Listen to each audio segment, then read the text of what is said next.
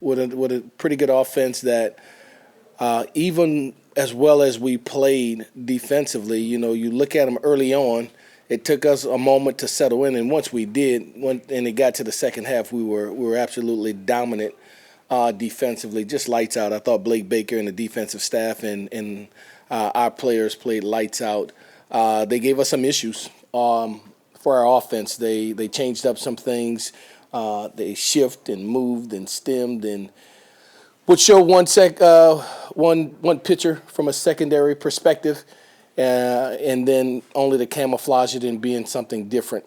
And so that was challenging at times for us, but I thought we did enough to find a way to win the football game. And, when we got in the locker room, here's what I said to our team. It's hard to win. It's hard to win in November. And as the late L. Davis said, just win, baby. Just find a way to win. So we're not going to sulk. We're not going to put our head down. We didn't play well. A lot of that is because offensively, didn't play well offensively because of the defense we went against. And we're still a work in progress. I thought our special teams probably played the best they've played all year in totality, from a field goal standpoint to kickoff, kicking it out of the end zone, from a return standpoint and coverage unit. And so we did ascend in some areas, again, specifically defensively and special teams.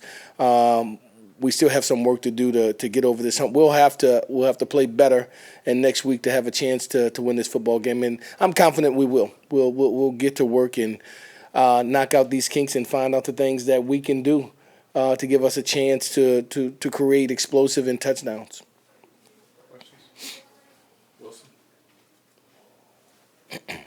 Yeah, Frank, you just talked about maybe some of the things y'all struggle with offensively. Yeah. Why do you think maybe the offense wasn't ready for it initially or able to adapt in game to those certain things and have some more success? Yeah, I thought, personnel-wise, you lose your starting center, you lose your left tackle, then you put a different guy in, then he gets out until you bring an injured guy, you bring him back in.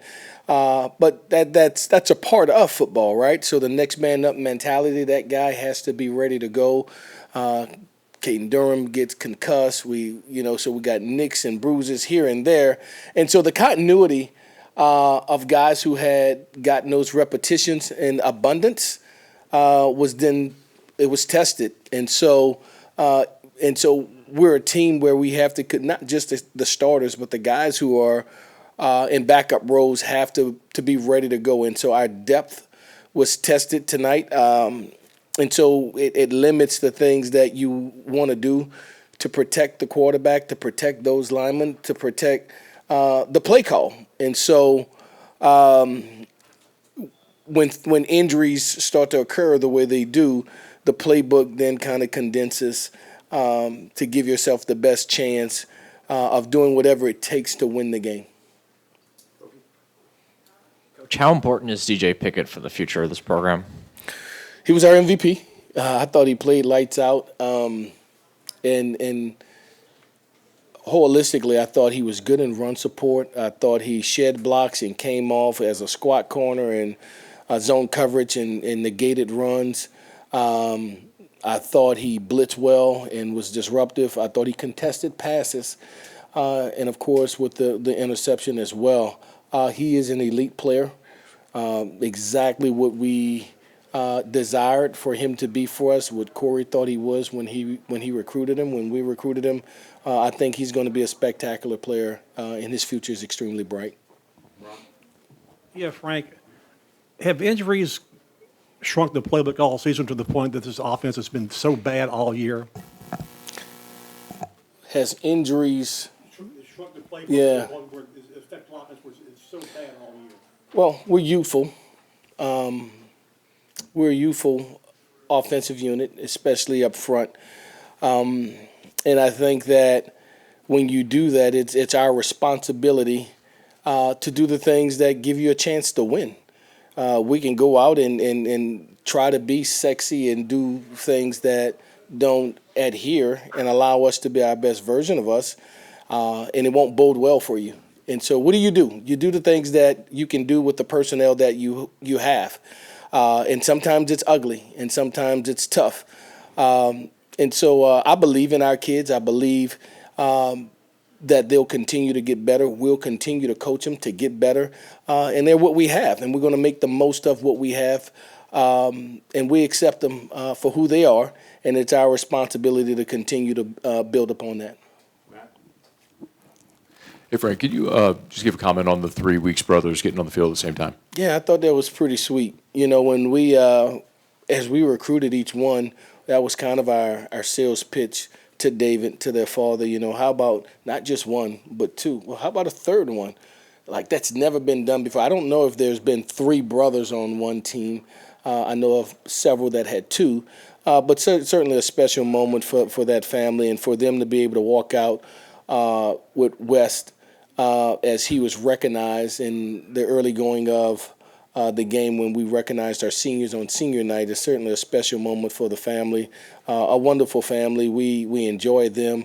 They're high quality, talented young players that bond together and allows us to be a good football team. And so it was good to be able to share that moment with them and give them that moment.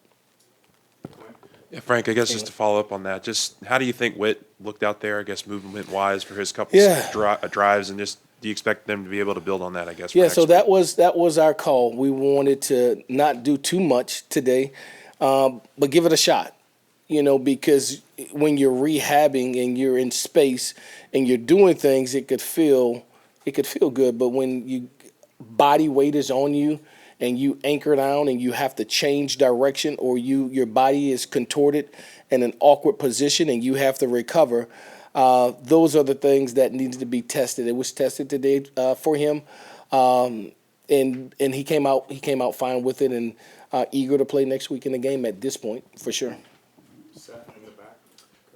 Right here. I saw you hugging a bunch of family and friends after the game. If this is the last home game that you're the head coach, just what did this opportunity mean to you? Yeah, so I know it always seems like, so here's my dad was the oldest of 13. My mom is one of 9. I have 6 siblings, and so I have a lot of family, right?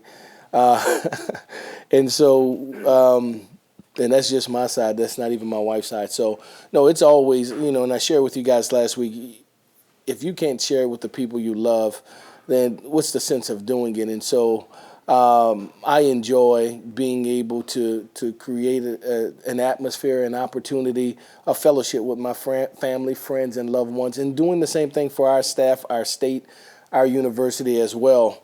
You know, the head coach, the associate head coach, whatever that's going to be, that's going to be.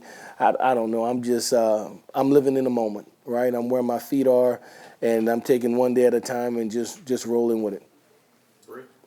Coach, I think going off of that, it's very obvious to everyone the relationship that you have with the players on this team. You've been here with them. Just what was it like for you to honor those nearly 30 seniors tonight? Yeah, you know what? I almost got us delayed because every parent, you know, you sat in their homes, you know, 4 years ago with the mom, with the dad, with the grandmother, the brother, the sister, et cetera. And so it culminates, right? It encapsulates their time from recruitment to graduation to the last home game. And it was very emotional for some of them. But it's a special moment. And, you know, I'm just glad we were able to have a victory for them, you know, at the grand scheme of it. However the game played out, here's all they know. LSU won 7 games. We won the game today. How we won, you know, we found a way. If you win by 1, just find a way to win. And I'm proud of our team for doing that and being able to give that to our seniors. Frank, just to follow up, you mentioned Caden Durham got a concussion. At what point in the game exactly did that happen? Because it seemed like first half at some point he came out and went back in. You know, first they were saying a neck. He went, you know, I don't know if he got jammed, and I don't have all the medical information right now. I just thought it was a neck injury, and then at the end of the game, I saw him with the doctor, and they kind of told me no and pointed up there. So I'm assuming that's what it was. To be honest, I don't have the exact medical deal, but they took his helmet. When they take your helmet and point up there, that's usually a concussion because they don't want him to grab it and try to go back into the game. Coach, that's time for 2 more. How's it going, Coach? My question to you would be, What was your final message to those seniors that took the field tonight? Yeah, go play, right? We had usually we have a video, a highlight video that we show to the players on Saturday morning before we come over here, and it kind of depicts the motivational aspects of the game. In lieu of that today, I removed myself from the speech at the hotel. I removed the video, and we did a little deal called From a Brother's Heart, where those guys who have been here for length of time stood up in front of the team and talked about what it has meant to them over the last 6 years, Jacobian, what it has meant for them 5 years, Garrett Nussmeier, and Harold Perkins in 4 years, and Wes Weeks and Ramos. You know, those guys got up and said to the young guys, you have no idea. I know you think you have time. It goes by so fast. And it was very much heartfelt. It was sincere, and it served in the capacity of our motivation. Just each one of those young men giving their testimony of what it was, and we took a handful of them, 6 of them or so, and they spoke about it. And what I said to our team, I keep trying to find ways to describe it. How foolish of me. And so I removed myself and I pushed them to the forefront and allowed them to speak on their own behalf and unscripted. Speak from your heart. What do you want to tell that guy in the back who's 18 years old, who's looking around like there's no tomorrow, right? He's just wandering because sometimes their peers could reach him even stronger than we can. So we did that, and it was a special moment for our football team. Frank, short fields off of turnovers and the red zone, just your assessment of where the offense is in those areas the last couple of weeks, and where do you guys start to just get better? Yeah, self-inflicted. I think when you get a big play, it gets called back, you jump off sides, you know, some of the same things continue at times to rear its head. For us, to be able to get points becomes the priority for us.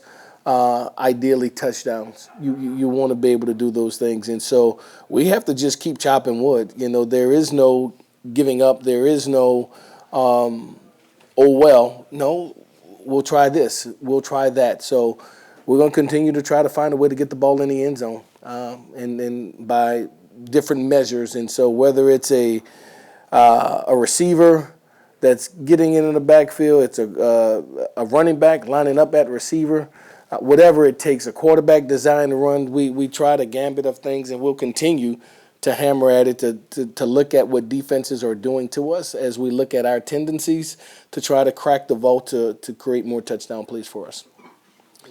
Thank you all very much.